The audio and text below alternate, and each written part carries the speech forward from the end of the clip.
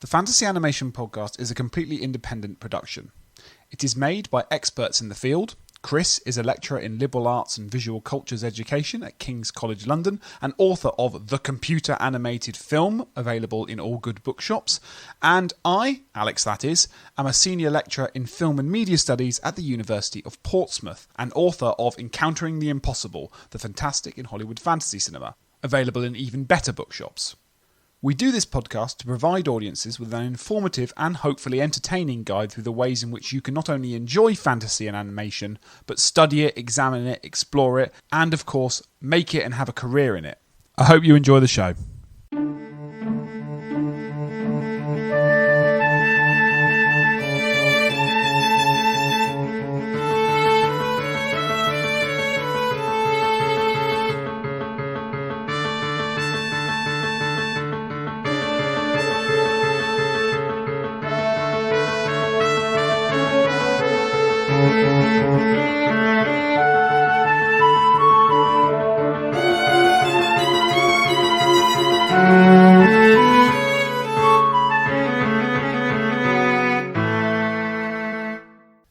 Hi listeners and welcome to the latest episode of the Fantasy Animation Podcast with me, Chris Holliday. And me, Alex Sargent. So Alex, today we are doing, I was going to say early silent cinema, but are we? Are we doing early cinema? As we take on They Shall Not Grow Old, the Peter Jackson directed and produced documentary, so we might want to talk about that, from 2018, looking at the sounds and images of the First World War. This film, I think, is sort of garnered a bit of, I would say, interest/controversy, given that it adds sound effects, voiceover, and crucially digital techniques to footage taken from the Imperial War Museum's archives, maybe suggesting how the footage has perhaps passed through the digital grading suite, and how that kind of impacts the way we talk about it. So I've got things to say about, I think colourisation, digital aesthetics, computer graphics, the same old Chris Holliday bingo. What about you? Well, it just occurs to me it's one of these episodes where I suspect listeners are at this point are going, but this is neither a fantasy or an animation. Oh, how little they know. But I hope over the next hour for to kind of persuade them that perhaps it is worth talking about it in those terms.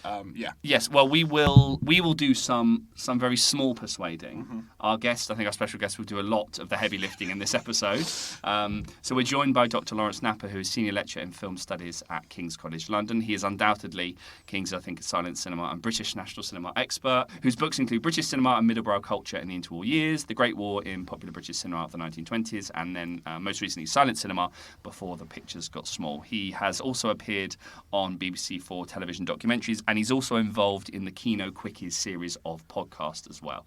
So thank you ever so much for joining us. We finally got you. I said when I met you, we finally got you for the podcast. So thanks for coming on, Lawrence. Thank you for having me. So Lawrence, this is a film that you've published on multiple times in blogs and in academic articles in relation to the film's kind of digital enhancements, the colourisation processes, and the array, I think you say that kind of array of added frames that maybe pull out the difference between enhancement and restoration. Okay. And in fact, you argued that Jackson is, this is the quote that struck me from one of your pieces, is not interested in what audiences saw in 1916, but instead, quote, adding the paraphernalia of modernity onto it. So, safe to say you're ambivalent about the film. So, basically, first off, where does it kind of sit? Where does the film sit within your research interest? And basically, why were you drawn to it? What compelled you to kind of write about it across these sort of blogs and articles? I suppose, where it sits in my research interest is obviously one of the books you mentioned that I wrote was about the ways in which the First World War was imagined and filmed in British cinema of the 1920s, so like immediately in the decade straight after the war. I was sort of interested in that idea of how do audiences and filmmakers who are kind of still processing what happened between 1914 and 1918 approach the idea of the First World War? I think we're used to a kind of sense of the First World War as sort of this terrible, tragic event that should never have happened. That's a very 1960s sort of take on the First World War. Can only really exist after the Second World War, where the First World War gets, in British culture, to be the bad war, and the Second World War gets to be the good war. After the Second World War's happened, in the 1960s, in the 50th anniversary, there comes this Lions led by Donkeys idea that, it was a pointless war. Yeah. It's not really possible to say it's a pointless war in the 1920s because obviously lots of people lost their fathers, sons, brothers. So you can't turn around and say, oh, well, obviously, death of my loved one was completely pointless. That's not something that people are doing in that decade. And I was interested in seeing how that played out in the cinematic accounts. Yeah. And one of the things that became evident is that a big proportion of the films made about the First World War in the 1920s are what you might call battle reconstruction films. Right. So they're films where they took individual battles. There's one about Ypres, there's one about the Somme, there's one about Mons, and they got veterans to reconstruct their experiences on the battlefield, and they intercut those sort of filmed reconstructions with all kinds of archive footage from the period itself. Yeah. And part of my teaching is about thinking about the films of the First World War that were made during the First World War and how audiences during the First World War understood the war through cinema. Yeah. But of course, the other things that are being shown in those kinds of situations are the footage that is shot at the front by the official war cinematographers. And, I mean, that's quite a long history. The War Office initially didn't want anybody to film the front. The film industry and the newsreel industry spent a lot of time trying to persuade the War Office to allow filming to be on the front. And eventually they allowed 2 cameramen to go to the front and film what was going on there. A guy called Geoffrey Malins and another guy called John McDowell. And they were allowed basically in the trenches. They filmed footage. Initially, they sent back material that was then shown in cinemas as sort of short newsreel items. Mm-hmm. And then around 1916, when the Battle of the Somme offensive began, the editors who were at home sort of thought, actually, this would make more sense to edit as a feature film. Yeah. And they put all this footage together and created this feature film, which is called The Battle of the Somme, which comes out in 1916 and is basically it's the blockbuster of the century. I mean, the figures suggest that a higher proportion of people in the UK saw that film than any other film since. Yeah. So just to interject 2 questions for that one is that film, how was that film received at the time? And 2, is this the same footage that is being used in the movie we're talking about today? So, yes. Yeah. So that footage is received at the time as sort of revelation. There's lots of sort of accounts of audience members saying, I was never able to imagine what my relation was going through, but this has enabled me to understand, what their experience is. It was massively successful. It was sort of key in terms of in terms of film development generally, because before the war, cinema was a little bit disreputable. Like if you were a nice, respectable person, you didn't necessarily go to the cinema because it was full of vulgar people. Mm-hmm. But that Battle of the Somme footage is a point where it's like, it's appealing to across the population. And yes, that footage, the footage that's shot by McDowell and Malins, that gets turned into the Battle of the Somme film, but also it's so successful they make sort of 2 or 3, sequels, I suppose you'd call them. Oh, these franchises, these absolutely, franchises. It goes back to the very beginning. Yeah. That is the footage that the Imperial War Museum holds and which Peter Jackson used to create They Shall Not Grow Old. And I mean, talk about how, this was kind of respectable stuff. The Imperial War Museum Film Archive exists because of these films. So at the end of the war, the government were like, well, we can't just trash these films. We don't want to just kind of give them back to the commercial producers.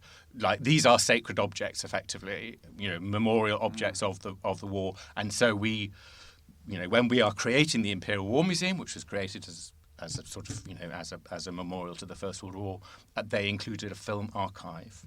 And the film archive of the Imperial War Museum can claim, I think, or has a claim to be the first film archive in the world, because it's the first sort of dedicated organisation to preserving film footage. So, yeah, they're important films. Yeah. Okay. So, with all that in mind, this is a film that reuses a lot of the footage you just cited.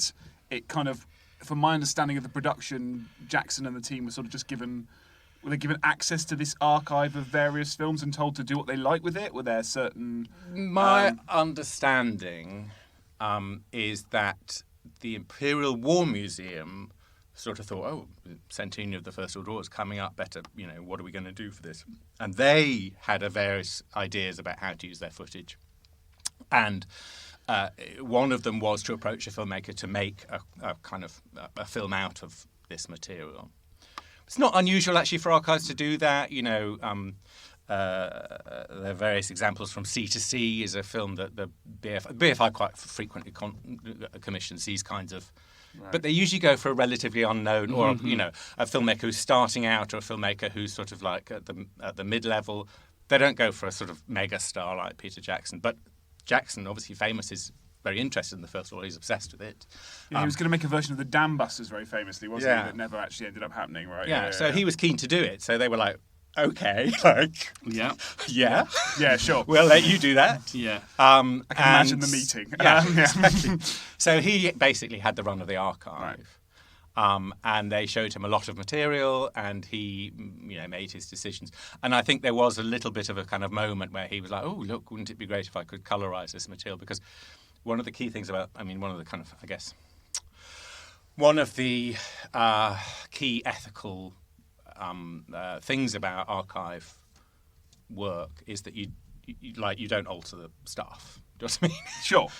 You don't colorise it. You don't add material. You as an archivist, you're concerned to present the material in the best way possible, by which you mean in a form that is closest to how it was first presented. So, you take film that is old and scratched from use, which is kind of decayed because of age, and you try to take it back to the moment where it first hit the cinemas, so that it looks perfect. But it looks perfect in a way that the filmmakers originally intended. Yeah. And one of the kind of tenets of FIAF is the International kind of Film Archiving, organisation. And they've got various rules about what is possible to do and what is possible not to do, and colorisation is a no-no. Sure. Because you're adding stuff that wasn't intended by the filmmaker, which wasn't there. So the sense in which, on the one hand, you can say, well, of course, all that footage still exists in the Imperial War Museum in its original state. The material is there. It's not that he's destroyed the material, but he has used the material in a way that I think would make most film archivists feel a little bit uncomfortable. Yeah. Okay. I was going to say, Jackson, just going back before we perhaps get into the mechanics of the film and how it formally expresses that shift from reportage, like even the kind of black and white voiceover, and then with the sort of what's the word? Aspect ratio, and then it kind of changes, and then we go. Now we're into the colour bits. Exactly. I've got a Wizard of Oz comparison to make, I'm afraid. Okay. I do it every podcast, so this one was easy. But yes. Interesting. I was just going to say, kind of Jackson himself. I understand what you mean about. I can imagine the meeting. I can imagine the very short meeting, which was he wants to do it. Great, brilliant. Let's grab a coffee. However, the fact that he has that the fact that he has his own links to computer graphics and the popularisation, his relationship with Weta in New Zealand, but also his relationship to fantasy storytelling, his use of digital effects within fantasy storytelling. He just seems like an interesting fit. Of course, for this podcast, he's a gift, but it's an interesting choice for him to be the guy who does this kind of thing with that kind of footage. So it seems too good an opportunity to sort of pass up, to sort of reflect just say, well, Peter Jackson's like the perfect... That's one of the ways that the film could be considered at the interim between fantasy and animation. However, before we started, you said, and Alex said, say that in 5 minutes, which is... I think any film that imagines the trenches of the First World War is effectively a fantasy or an animation. Interesting. And why is that? Well, if you think about if you think about the trenches, they are basically an imaginary landscape to all of us. Mm-hmm. You know, access to them even at the time was incredibly restricted, and you know they only existed for 4 years. So they for everybody on the globe today, they are a landscape of the imagination. They don't exist anymore. Even at the time, they existed only in reality for relatively few people, considering how many people there are on the globe. I know it was a world war, but you know, like the vast majority of the British population was not there at the trenches, but was imagining. Had an investment in imagining what it was like to be there, and yet. You know, there's a lot of photographs, there's a lot of written material about what it was like, but there's a sense in which it's always an act of the imagination or an act of fantasy, really, to try and place yourself in that space. What do the films of the time then, just before we get to what role? Because I remember there's like a Chaplin film about the Somme, isn't there, or something like that? And there's Shoulder Arms. Shoulder. Yeah.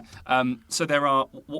What role is film playing at the time in perpetuating this fantasy or I don't know, fictional? I don't know what the word is, but what's clearly film's role in creating an imaginary of the Yeah, it's like, well, I mean, you know, like how do you tell a story of a place that's so sort of, you know, chaotic and awful? How do you place sense on the chaos of that place? I guess. The Chaplin film is very interesting because what it does is it collects together lots of ideas about the trenches which were circulating at the time. So if you remember that whole thing about bad luck, about you know he's number 13, and then he's just looking at himself. He does that. He taps his breast pocket and then he takes out the mirror from the breast pocket which has broken. This is all like immediately before he goes over the top. So there's that sense of he taps into a range of ideas that are current in the front at the time. There's a whole load of stuff. Paul Fussell talks a lot about the emphasis that the soldiers placed on luck, on carrying lucky, you know, they had lucky things. The idea of, you know, bullet with your name on it. Because when you're living in a chaotic world where you've kind of got no control over whether you survive or whether you don't, it's not a space of agency. It's not a space where you are, you know, a brilliant soldier and therefore you survive. No, it's completely chance. You know, if that machine gun bullet happens to hit you, it happens to hit you. So you've got kind of no control over your survival. So the soldiers, you know, by all accounts, were very invested in the idea of luck and the idea of chance and, you know, this kind of talisman that are going to see them through. Yeah. This idea of kind of no control over your survival is a nice little way of, well, it's a very crass way, but it's a very nice way of thinking about Peter Jackson. Like this film is very controlled and feels very staged. And of course, there's the question of the archivist and the archive and the material. Somehow, the material now has no control over what Jackson's going to do to it. Yeah. But the film is very staged. I felt the film was very stage managed and was clearly aiming to press certain buttons and do certain things. And maybe that control is something that is ill-fitting with this kind of chaos, this lack of agency that. I mean, the film has definitely got an angle, hasn't it? If you think about the beginning of the film where you see the footage through it's masked. You've got the sound of the projector. You've got the kind of, you know, he puts a projector I watched sound it again over last night on DVD, and I'd watched it once in the cinema, and I think I watched it in quite a ropey old cinema, so I sort of didn't realise that annoying projector sound is there in the film. He's put it on. He's put that on there. And you know, he's making an argument about saying, oh, here's this crappy old, you know, viewing conditions and this crappy old footage, and then obviously there's a point in the film where it suddenly transforms into his widescreen, you know, smoothed out colour footage, and it's like, ta-da! So here's a before and after, and I mean that's one of the things I wrote about a lot at the time, is this sense in all of the trailers and all of the publicity of here's a crappy before and a spectacular after. And in fact, actually, that's sort of not true, because the before footage is kind of amazing and not crappy in the way that he makes out. So, if I understand some of your arguments emerging here, part of the value of keeping these films in an archive is not just that they document, even if they document, that's a charged term, but they capture images from this place that's such a kind of locus of the national imaginary, and we can access it. That seems to be what Jackson's view is, and this is a window onto the world of the Somme. Yes. And we can make that window sharper, clearer, more transparent if I colorise it and add sounds and that would be his argument. That would be his argument. So yes. in fact, it's not a window at all. It's a magnifying glass. But what you're saying is that actually what it captures is the process of mediation that is going on in English culture, British culture in 1960, 1914, 1915, 1916, it is also the way we responded to the war is captured in those images. I think the Jackson's interest, and he said this in interviews, is, if you're a soldier on the front, you saw the world in colour. You saw the world in close-up, you saw the world in detail. So, he's trying to reproduce what those soldiers on the front saw. I suppose my argument would be, if you're a soldier on the front and you saw Peter Jackson's film, you'd be like, well, what is this? This is bizarre. It's not unlike any other film I've seen before, because your concept of cinema would be the original film. Yes. All films are in black and white, all films are in colour. The idea of a film in colour and with sound is completely alien to audiences of 1917. But also, the vast majority of people who weren't at the front, this is how they understood the film. This is what they saw. That original footage is what they saw and how they conceived of the front. So for them also, the film is a document of how they understood what the front was. Fine, and that's lost. That's lost in Jackson's process. In the sense in which, those additions that he's put on it are a lot. They are akin to animation. They manipulate the image in such a way that it ceases to be a record of what was in front of the camera and becomes something that Jackson has created for his own imaginative purposes, I would suggest. Yeah. And I suppose one of the things that I would say is, if you need to manipulate the image that much, you kind of don't need the image to be authentic. You could just create a battlefield reconstruction, as they did in the 1920s. Yeah. And I guess following his logic to the extreme, right? Soldiers in the war held guns, so should we do that while we how immersive do we want this to be? And aren't we yes, I can see the sort of we've lost the kind of tether to what was a this thing. Brings us back to, if you think about when I said any film that imagines the First War as an act of fantasy, yes, I can think of 2-3 examples of that. So one example is Kenneth Branagh's Magic Flute. Sure, I've seen it. Yep. His adaptation of Magic Flute, which is basically sets it in the trenches, and there's a kind of astonishing opening sequence where over the overture, where the camera basically kind of moves from the lines at the back to the front, and it is this complete fantasy about what the. Obviously the trenches look insane. They're all clean and beautiful, and everybody's got freshly laundered uniforms and so forth. But it's a sort of there's something really bonkers and surreal about the idea of, setting the Magic Flute at the front anyway. But it's an act of fantasy. Sure. Another example, I guess, is 1917. Yeah. Obviously it has the same conceit about the continuous shot. I went to see 1917 in one of those, what's it called? Where they have seats that tip up and squirt you with liquid and sure. And special smells. It's I'm glad they don't actually have special smells here, because some of this stuff is quite. But it's what is going why would anybody want to go to a cinema and have the experience of fighting in the trenches? Actually. Yes. The answer is they aren't, are they? Right? They're not having. They're not having that experience because they're not afraid of death. They're not terrified, and what is being offered to them is highly, stylized and created for pleasure. And I think what most memoirs of the trenches say is that it wasn't pleasurable. Yes. Well, so that's one of my sort of key arguments about fantasy, is that there are every story has an implicit level of fantasy. What people call fantasies just make it explicit, right? So Branagh's The Magic Flute, there's almost a degree of honesty, because it reveals the phantasmic nature of its storytelling. It says you don't need to authenticise this as real. Yes. No, absolutely. Whilst something like They Shall Not Grow Old is asking for that kind of authenticity. It is reaching for that kind of authenticity, I think. And there's a sense in which it's why? Sure. Is the film trying to keep to? And I don't, because I've heard you speak about kind of this country's connection to the first, to poppies, to all this sort of like increasingly tenuous link to this period. I mean, I only just realised when I was walking up that, like, you're doing this because it's coming up to November, aren't you? I was like, shit. Yeah. This will be coming out. This is coming out. This is coming out. November the 13th. This will be coming out for Remembrance Weekend, and I think it's important that it is, because I think these are things this is part of what we should be doing. It's part of the conversation. It also coincides with that, but it also coincides with the nation's sweetheart, Captain Tom. And there's something about those who, I don't know, there may be some people that are still alive. I doubt it, but there aren't. Okay, so there There we aren't, are. but also We got that done. Yeah, okay. And obviously indirectly families that are connected, but it's also trying to. So maybe that's the black and white footage. That's what that purpose is doing at the start. The colorized footage is for people like me to be like, oh, that's how I thought and imagined. So it's sort of trying to address two audiences: the sort of a discourse of authenticity and a discourse of kind of fantasy, and saying that both of those things are equally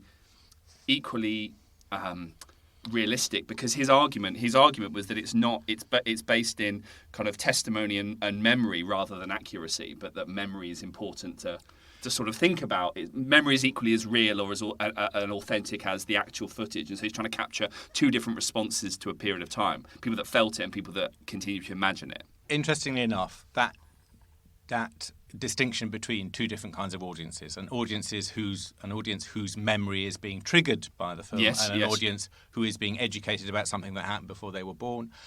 That discussion is happening in the 1920s when they're making those battle reconstruction films. They're saying, on the one hand, these films are for soldiers who were at the front, and like soldiers who were at the front go to those films, with their as kind of outings for their military, kind of veterans organisations, and there's descriptions of the ways in which the cinema theatres were full of singing. They were singing the songs that they remembered as they were watching the films, and the films do sort of cue you in to do that on several levels, but also that they are for an audience who doesn't remember. That it's important to teach a younger audience who has come up even by 1927. There's a generation of people who don't remember the war, weren't present at the war, and a lot of the kind of criticism is saying, these films are important because we need to teach the new generation about what happened and what that means.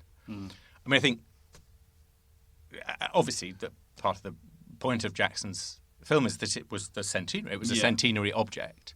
So the sense in which already, because it's a centenary object, it's like this is passing into history. Like this is like there isn't going to be maybe there'll be a 200th anniversary of the First World War, but I mean it won't be the big deal that the centenary was. Yeah. So there's a sense in which it is just moving into somebody else's history.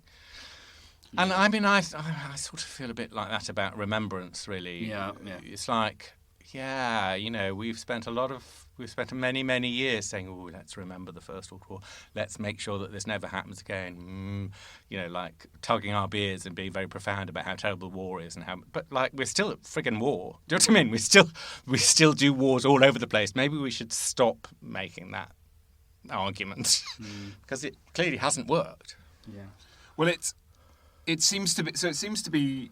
There's lots of things in that, but it seems to be that one of the problems is this idea of education, right?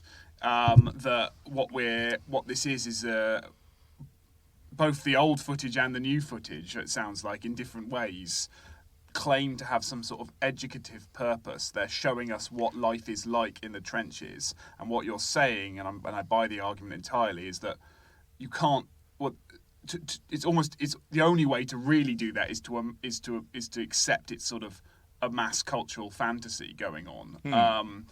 Probably even for those there, right? I mean, I wouldn't want to speak for them, but like the chaotic nature of this thing, the fact that you can't get a glimpse of this. Yes, I mean, there's a sense in which, like, how do I make sense of this thing? I mean, like, this is true of any historical event, obviously. How do I make sense of this thing that's happened? There are a million different ways of doing that. There are a million different narratives to tell about that, and you choose the one that is most, it suits you most. Sure. So it's that claim of education that needs at least qualifying or having. I don't know. One of the things I do with the students when I teach the Battle of the Somme, I teach the original film every year on the silent cinema course, because obviously it's kind of crucial in terms of the development of British silent cinema, is I sort of invite the students to talk about how they first found out about the First World War and what their experience of it was like in terms of education, in terms of at school. And it's really fascinating because like a lot of the British students only find out about the First World War through the war poets. Mm-hmm. Oh yeah, in English literature. They don't do it in history. They do it in English literature. I did it at school. Yeah, and it's very much about both the tone of the war poets, but also imagining yourself in the trenches. You know, they don't do like here are the geopolitical reasons why the war happened or came about. Here are the negotiations. No, it's all about you're a soldier in the trenches. How are you feeling? Yeah. But also international students, obviously in other nations, the war has completely different meanings. Yeah. It has totally different meanings. And sometimes the complete opposite. I mean, obviously German students learn about the First War in completely different ways.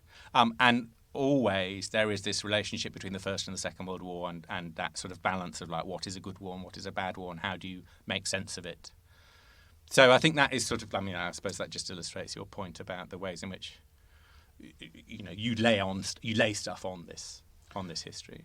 Which he does technologically, but we'll talk about that. Well, let's talk let's drill home the fantasy point. Then you also said it's like an animation, so I want to come back to why war is like an animation. But just to finish off the point on fantasy, I mean, to talk about the Wizard of Oz comparison, I mean, it's a format point for this show, but never has it been more justified than today, because it's got to be part of the thinking here, or at least. It that kind of do the first 25. It's even about the same amount of duration in terms of the Kansas sequence into the Oz sequence, and the film's about the same length, right? So this whole and it just I'm just interested what you think he's doing with that, because obviously that whole sequence is part of a kind of wider kind of. When Technicolor is still an element of spectacle, it's not used to evoke reality. It's used to evoke fantasy. Then we get the kind of the matter of life and death subversion of it, right? Where that kind of reverses round. But that's what the Munchkin Land sequence is, right? Yes. Color means magic. It Color means magic, and black and white. And means black real and white life. means really boring old Kansas. Yeah. And I mean, I think he's sort of. I mean, on the one hand, he's doing two things, isn't it? On one hand, he's saying this black and white sequence is the sort of crappy stuff that exists without my amazing, wonderful, magical touch. And here's the colour sequence that I have magicked forth and is spectacular and fabulous. But on the other hand, what he's claiming is the opposite. Mm-hmm. What he's claiming is the black and white sequence is a kind of a failure of reality, a failure of realism, and he, with his magic touch, has made these films real and kind of understandable and legible. So is that so Chris mentioned in the introduction that part of your discussion about this idea of modernity. Is that actually what this isn't necessarily it doesn't seem to be doing much in terms of offering any new territory in terms of the kind of cultural fantasies of war, at least within Britain and the kind of colonial powers. I mean, I think it seems to go over relatively well-drawn territory, to me at least. I mean, one of the things that I guess we never really discuss about Jackson's film is the two other elements that it uses. So it uses those interviews, the oral histories, from the Imperial War Museum, most of them are, I think, from the Imperial War Museum collection. Obviously, from the 1960s onwards, historians of the Imperial War Museum Oral History Department went and interviewed veterans. I mean, my brother-in-law did that and does that. I mean, he doesn't do First World War people anymore, but he did a lot of those interviews. And one of the things that's, I suppose, refreshing, well, I mean, I don't want to be grudging about it, that is refreshing about Jackson's account is that it includes interviews where people are saying, at the time of my life, it was like a holiday, I got away from home, these were spectacular, this was kind of a thrilling and exciting event. So it does move away from that narrative about how it was meaningless and awful. The coda of the film is particularly effective in that. There's a lot of discussion of kind of, I came home and I sort of had this really kind of, collaborative spirit, and I felt deflated, right? Versus the kind of national myth of like they're all delighted to be away from hell, right? Yeah. Well, the other thing that happens is there's a point because some of those interviews are pretty graphic in the description of hand-to-hand fighting and the kind of gore that they're talking about. But of course, the original footage can't do. It's like there's no hand-to-hand fighting. Sure. There are images of the dead, and some of the. I mean, it is quite shocking in what it does do. So it has images of the dead, and bearing in mind that this is being shown in cinemas while that battle is still going on. You know, the battle lasts for 6 or 8 months, and the film kind of comes out within the first 8 weeks of the first day of the Somme. So that battle is still happening, and you see images of men lying dead in the trenches, not just Germans but also British men, and you also have already seen recognisable faces. So there's a whole thing about recognition going on in the Battle of the Somme film where men, they march past the camera and they wave at the camera, they smile at the camera. They are like, I mean, that's one of the key things, obviously, that Jackson says about the film. And it is absolutely true that footage, like, what strikes you is that there are individual people there who are like doing their thing, and they are characters, and like they really sort of have a sort of sense of reality. What was I saying? I can't remember where this point was going. We're talking about the. Yeah, it's good, but I don't know where it was going either.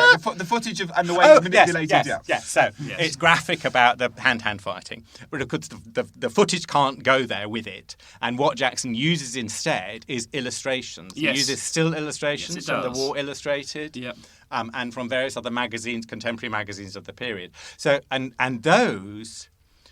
Like, they're a completely different order of thing. Obviously, there's a sense in which if you've got an illustration, you can show something much more graphically. You can show somebody being stabbed, but it is generically coded. It feels like an illustration from a novel, because like they have their sabers, and they are doing all of the kinds of old-fashioned language that supposedly the First World War got rid of. So those illustrations offer a sense of the war as an adventure, as an excitement, which is exactly the kind of thing that, I mean, it's a kind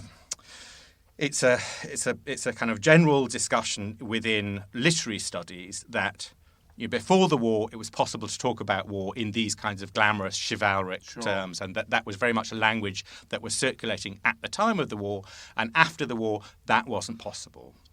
That no writer who had been through the war discussed it in those kinds of heroic terms. They were all talked about it in terms of kind of, abjection. Sure. Okay.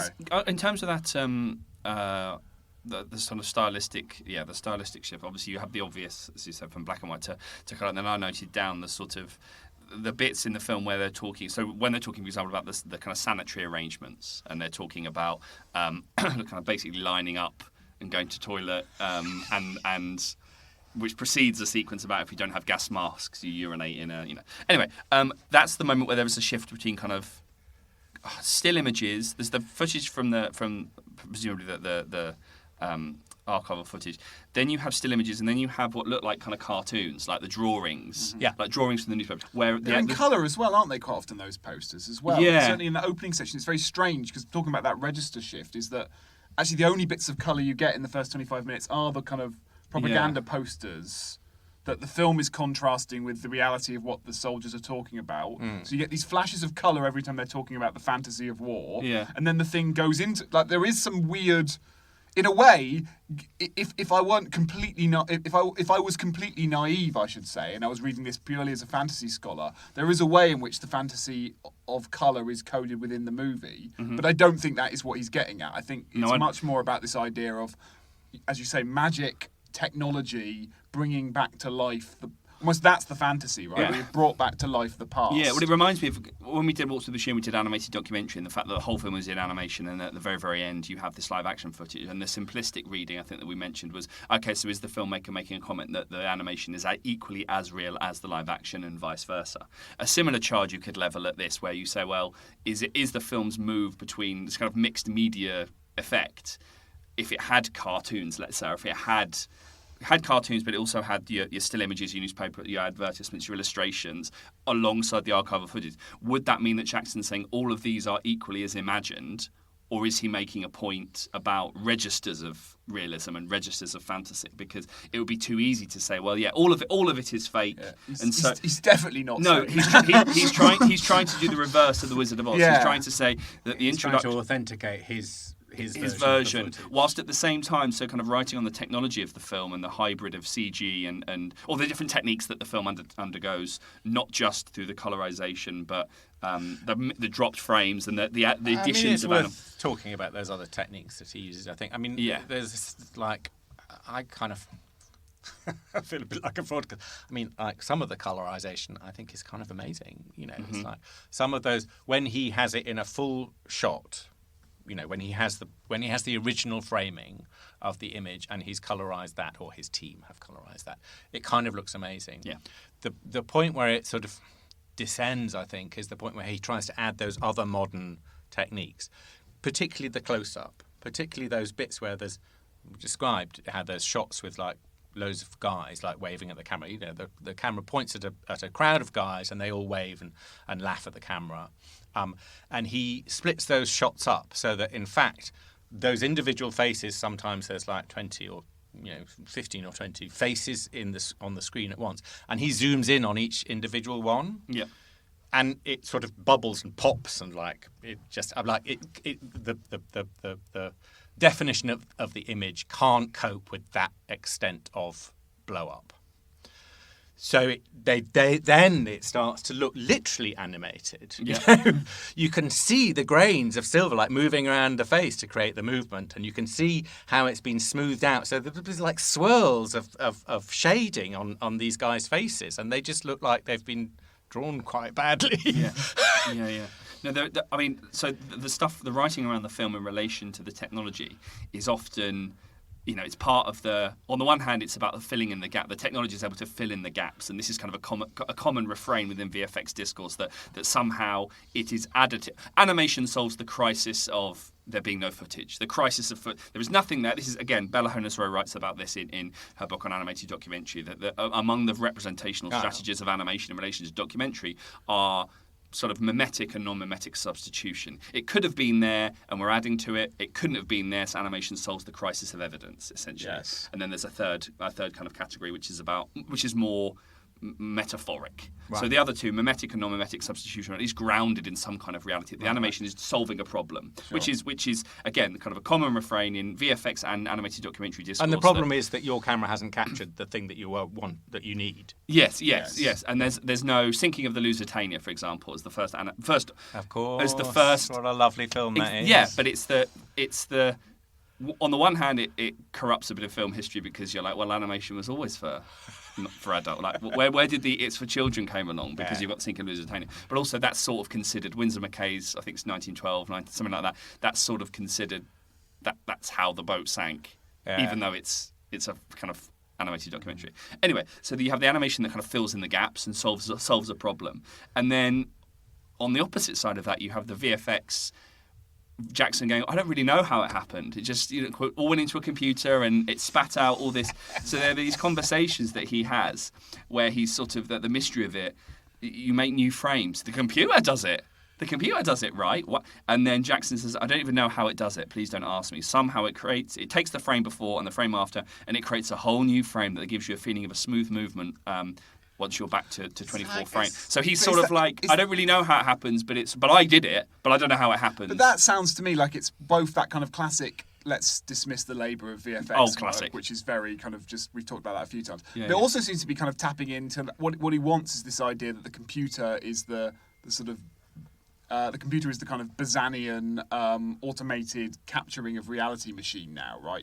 That we haven't done anything. There's been no human intervention. We've just pressed the fill in the frame button, and it's filled in the frames that we're missing. So we've not touched it. We've not touched it. We haven't made stuff up. It's happened remotely. We pressed the Be More Real button, and now the images are more real. So yes. Just thinking about that idea of animation, like filling in stuff that you couldn't do. One of the things that's, I know, I'm sorry, I'm going to go back to those 1920s films. No. But you mentioned the Lusitania, which I think is a brilliant example. And one of the things that is really striking in those 1920s battle reconstruction films is the way that they use animation Right. That animation is also part of one of the techniques that they use, and they use it in order to explain, like, the battlefield strategically. Yeah. So they have maps and they have animation. There's one of the Battle of Jutland which doesn't survive, but some of the illustrations from it survive, which is literally an animation of, like, the movement of the two fleets and how one fleet turns and how that creates how that creates the defeat. There's another one of Zeebrugge, same thing. Like the plan at the raid of Zeebrugge was that they were going to explode some boat so that it blocked the canal. That is described through stop frame animation. Yeah. So in that sense, then, is this film just an intensification of those kinds of processes where animation has always been used in this? I mean, I'm thinking of the opening sequence of Dad's Army. That's what I was, when you were describing, I was thinking of that. I was thinking about when Victor Perkins writes about worlds and the use of animation in fictional worlds. How many times do you see a flight?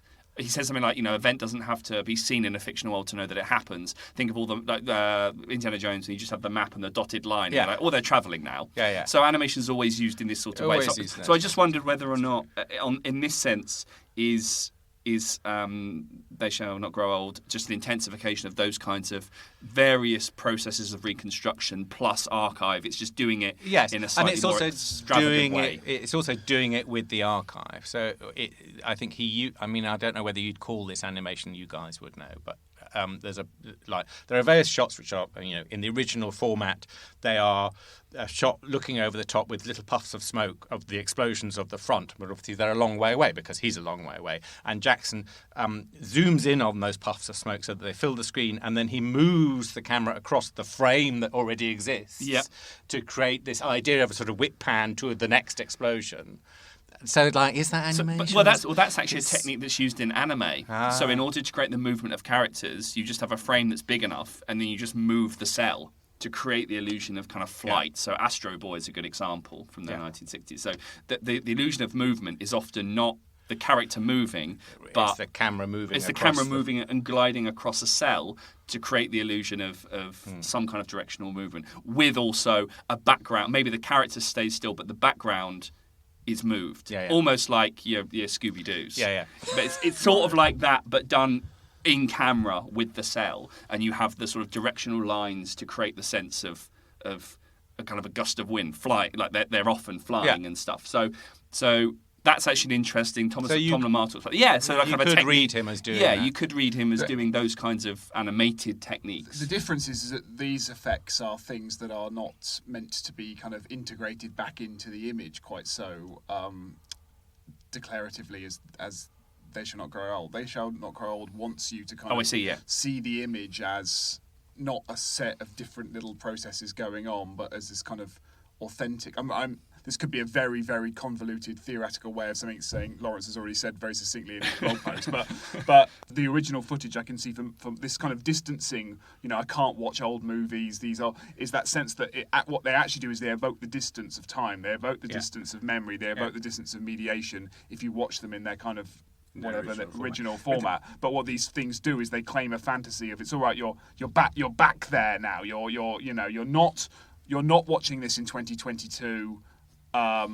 Over 100 years since these things were documented, it's like you were there, it's that stuff again. But that I think that's one of the things that really interests me about the whole discourse around this film is the idea that we had to colorise it because students, young people today won't accept black and white. The sense in which, on the one hand, like lots of our students haven't seen black and white films; they're not used to black and white, but that doesn't mean so that they won't accept it.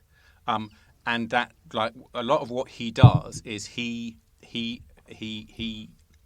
takes the film and he manipulates it in such a way that it looks generically like realist cinema today. So he wants the steady cam, the kind of the handheld camera feel, because that gives the authenticity of like realism in today's language.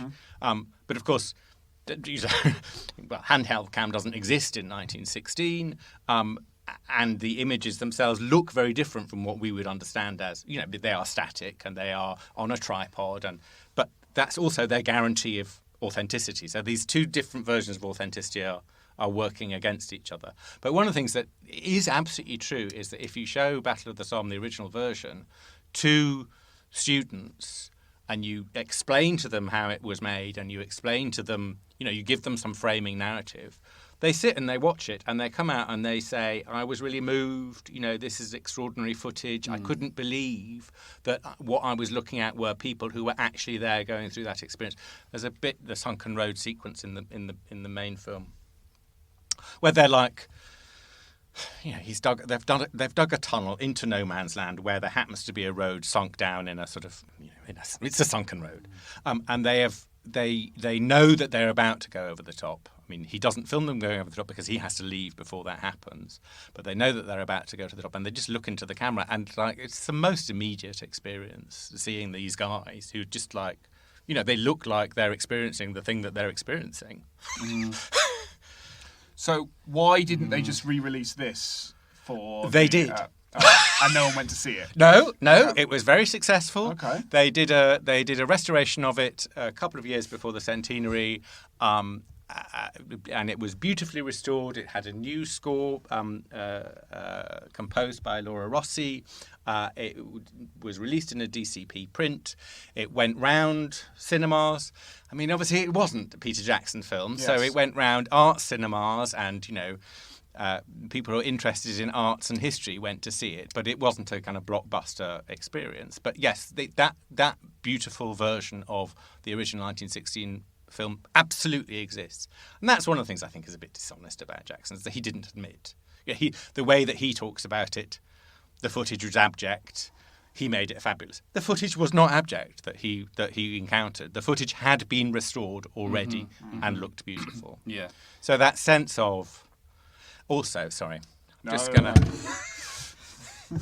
I've got my Banton. Finally, now we've got the jam jar off. The glasses are down. We're off. Can we just talk about projection speeds and frames per second? Because obviously he's obsessed with frames per second. Like lots of people today are like, oh yes, more frames per second is better. And somehow film of the past is not good enough because there aren't enough fucking frames per second. Yeah. Jesus Christ alive. In 1916, cameras were hand cranked. There is no standard frames per second number. Somebody says, oh yes, I think you'll find films in the silent period are projected at 16 frames per second. That is bullshit. They were hand cranked. The frames per second number changes all the time. And also not only that, but the projection was hand cranked too. So the projectionist basically was hand cranking the film and was looking at the screen and went faster or slower depending on what they thought looked right. Right, I see, yeah. So, film is inert. It's an object. Those frames are there. You can't give somebody archive footage that is in the wrong speed, because film is a strip of pictures. It's only the wrong speed if you project it, if you run it through a machine at the wrong speed. And it sounds like it's very subjective what the wrong speed could be. Absolutely subjective what the wrong speed could be. And there are, I've had experiences where I've seen a silent film, like a 20 silent film, which has been which I've looked on a Steenbeck, or which has been projected by a projectionist who's twiddling the knob to what they think looks right. And then it's gone to an archive where they're like, oh, yes, it has to be slow, because at this period is slow. And the film is death, it's so slow and dull. Interesting. Doesn't work at all. It's totally subjective, and it was subjective at the time. So this is the imaginary is not, in terms of the imagined space. There is this imagined space of the trenches. There is this imagined cultural, social, political space of the war, the First World War, and then there's the imagined space of what oldness looks. We've all picked up our iPhone and done the sepia mode with the grainy. Yes, all that bullshit. This is what oldness looks like. And they speed it up because and the reason the reason for that myth about old films being fast is because, perhaps you are even too young for this, but back when I was a child, they showed old films on kind of like nostalgia shows, but they put the silent film through a sound projector, and sound is faster. So basically, filmmakers would be once you're over 16 frames per second, then you lose the filter, you lose the flicker. Yeah. Yeah. So once you're up to a certain speed, it doesn't flicker anymore. It's a smooth movement. But sound demanded 25. So silence is anything between 14, 15 and 24, sorry. But obviously, by the 70s, when they're making these shows on BBC Two, whatever, like they only have telecine machines that run at 24. So they show them at sound speed, so they are faster. But there's nothing intrinsic in the film that is faster. Yeah. It's just to do with how it's been transferred. It sounds like when we talk about like film history or film history courses or being a film historian, there's actually two parallel almost disciplines going on in that, right? Or like two ways of doing it, and they compete and they contrast, and students kind of can't quite get their head around both of them, which is that it's the history of film, the mechanism, the device, the process, the culture, all that stuff, and there's sort of history through film, right? Yeah. The way film can access the grander historical narratives that we might choose for it to access. Yeah. Sounds like Jackson's not bad at he's all right at the history through film, but a terrible historian of the mechanism of film. Absolutely. And that's and both of those narratives are going on. It's telling one story that's trying to use this film to, and actually in some ways complicate the narrative, as you've kind of pointed out. She does manage to do. I mean, but it tells a very bad history of film whilst it's doing it, and it's a very kind of. Well, it's a history in service of his project. Yes. Yes, a very Kansas to Oz like history of it. Yes. The Wizard of Oz references never stopped. No. I mean, I've got nothing left. He Jackson himself is very reticent, I think, to call this a work of animation because one opens and it goes back to what you said about the kind of labour of VFX artists anyway.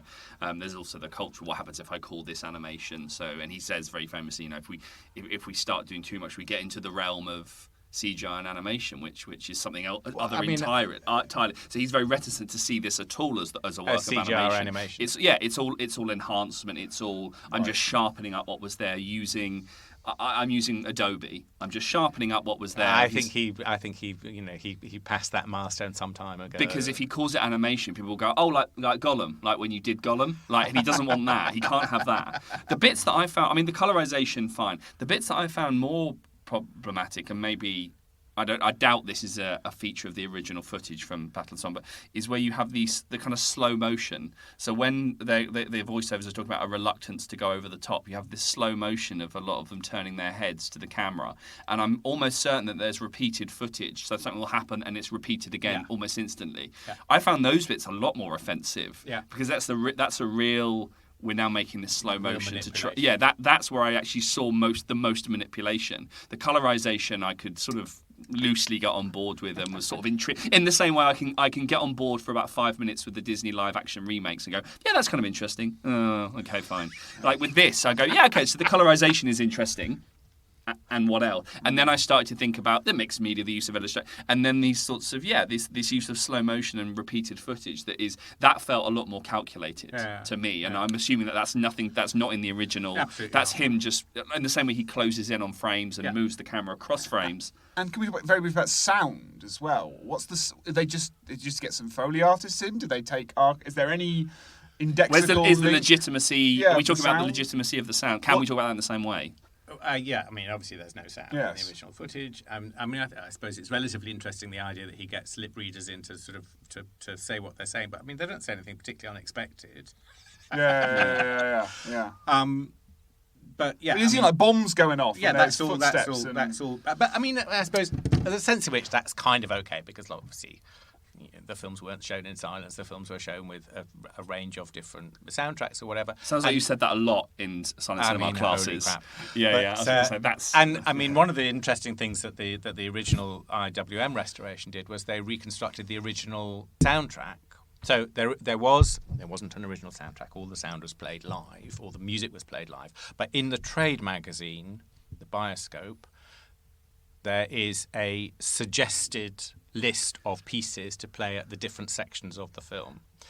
And that has been reconstructed by Toby Haggith and some of the curators, Stephen Horn, at the Imperial Museum on their restoration. And that is really surprising because the commission score is all like, oh, this is terrible, bleak wartime, it's all awful. But of course, the original sound suggestions are, there's a bit in the Battle of Ancre and the advance of the tanks where the tanks come over the horizon and they play the entry of the gladiators, the circus music. Right, okay. Down circus music. There's quite a lot of sort of it's really upbeat, the soundtrack, the original soundtrack. Yeah. So there is a sense in which it's like. But I mean, okay, but sound is added always. If you were a sound engineer, I would have thought that surely is what they're doing is almost the same as what they're doing in the image, right? They're taking something that's destabilised and they're going, oh, you can hear as if you could ever hear those things, right? No, you could never hear those things. And it's part of this register of modernising. Yes, it's totally. I mean, I suppose the project is all about the project is all about. Evidence of the past isn't good enough for us to be able to understand the past. Like, we need to add to it. And I just don't think you do need to add to it. It doesn't sound very historical. It's not historical. Like, the students respond to the film without any additions. They're quite happy to, watch the film and be like, this was amazing, if you frame it right. Yeah. Okay. I think that's true of silent cinema teaching always. It's like when you're teaching silent cinema, you've always got students who don't want to be there because the course is compulsory. And you've always got students who are expecting it to be frigging awful and really boring and dull. Yeah. So it's really easy to make it fun because you just show films that aren't dull. Yes. And, cinema was the most popular medium of its period. The films aren't dull. It's almost like unless you 30 choose to years show worth intolerance. of creative activity around the globe. We might have made a couple of good there movies. There might be a few amusing films knocking around there. You just pick out those amusing films and the students are like, oh, I wasn't expecting it to be like this. Yeah, exactly. Because they've expectations so low that it's really easy to... Yeah. Well, so maybe part of what the film is... I mean, is the film trying to do some of that rehabilitation work around... Is there anything positive in terms of, Jackson's at least saying we should treat... silent cinema has these things that we can look at and play with and examine, or are we just sort of saying that actually it's just too mired in truth and authenticity and the sort of sound effects that add on? I mean, I suppose one thing about the film is that it has increased interest in the original footage. Good. So, okay. I rarely have students now who've never heard of the idea that there were cameras in the First World War and that there were films made. Okay. In that period, and they're all quite primed to talk about. I mean, obviously, they're all quite primed to talk about the kind of shit I talk about because they've heard on the grapevine that I'm a bit rude about Peter Jackson. Yeah, they're all up for that idea. Yeah, we'll just set them this podcast as reading or listening, and they'll hear that. The frame rant was the highlight for me. But yeah, I guess to be charitable, an idea that artifacts in the past always should be and should be used by the present and speak to the present, and that the other thing would be this footage is so sacrimony and so part of our national heritage that if to even tinker with it would be to be a insult to the memory, which I guess it destabilises that a little bit. That does destabilise that a little bit, and I mean, I it think makes it much less precious. There is a sense in which if you see the footage, you'll realise that it is actually familiar because it's constantly used in TV documentaries and constantly used as it's been used again and again and again. So it's always been played with and messed around with. Famously the 60s documentary of the Great War, in order to make sure that everybody knew who was the enemy and everybody knew who were the goodies and the baddies, they had the Germans always advancing from the left to the right of the screen and the Brits always advancing from the right to the left of the screen. So there's flipped lots of images so that they could maintain that continuity, so that spatial idea. So the footage has always been messed around with. A twice told tale, Chris, to reference a footnote from a few weeks ago. Yes. We haven't. I think we've sort of addressed this, but just to kind of put a full stop on this question, you said that war is images of the war are always a fantasy and always an animation. We've certainly talked a lot about why this could be considered an animation. Why can all of them be considered an animation? Well, because, I mean, I suppose with the exception of the actual footage, right, you're always creating a world that isn't there, and usually you are being helped in that by animation or CGI or Sure. whatever the hell it is, and even back to those reconstruction films of the 20s that I was working on. You use animation as part of the ways in which you explain the world. Yeah. Yeah, Okay. that's certainly true of as I said, when I taught political animation and trying to explain to students that these are studios that have contracts with the government to produce certain kinds of movies, and that certain kinds of characters, in the case of Snafu at Warner Brothers, is created. It's created to be shown to soldiers, and it has a different and the animation exists in these different sites and spaces. And of course, some of the key propaganda films of the of the First World War period are animations. Those lightning sketch stuff. Lots of those things are fundamental to the propaganda. So this is perhaps less of an unusual. They Shall Not Grow Old is less of an unusual. I can't believe they used animate, and actually.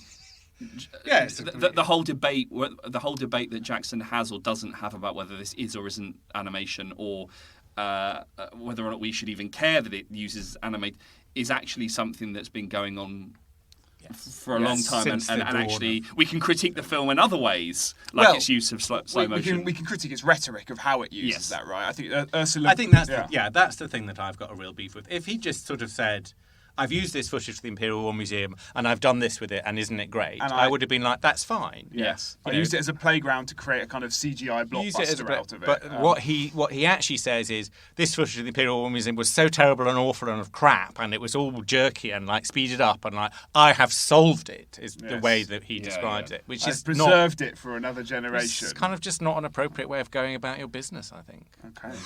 Well, on that note, that's all our time for today. Yes. Lawrence, thanks so much for coming on the podcast and talking through, They Shall Not Grow Old, fantasy and animation, bit of both. Perfect fodder. Yeah. For the podcast. Yeah, absolutely. The podcast that Chris mentioned in the introduction, people can find. Do you want to? Oh yes. So plug it one more time. Yeah. So you mentioned you're involved with the Kino Quickies series of podcasts. I've seen this floating around. Give listeners who might be interested a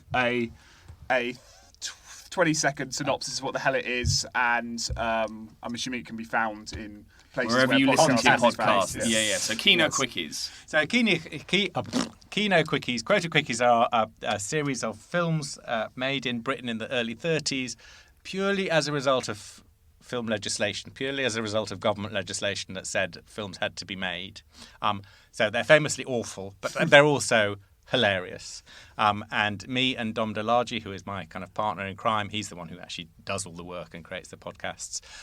We show these films to an audience, and then we have a discussion about them afterwards, and Dom describes the films in the podcast, and you get a sort of flavour of the discussion. Brilliant. So we'll put a link in the blurb, I think, episode blurb on where people can listen and maybe attend, hopefully, one of these screenings. Absolutely. Otherwise, you can find us, of course, at fantasy-animation.org, where you can access the archive of podcasts and blog posts. We're also available on where you get your podcasts. Yes. And where you get your social media will be there too. They'll probably have changed all their names as to what they used to be owned called. by new people. But you can find us. But we'll be there, clinging on at Fan Anim Research. FAN through all the noise. FANANIM Research. You can also use that handle FANANIM Research at gmail.com to email your suggestions for future Footnote episodes. We'd be delighted to receive some more. Otherwise, it's been us for another episode. We'll see you next time. Bye.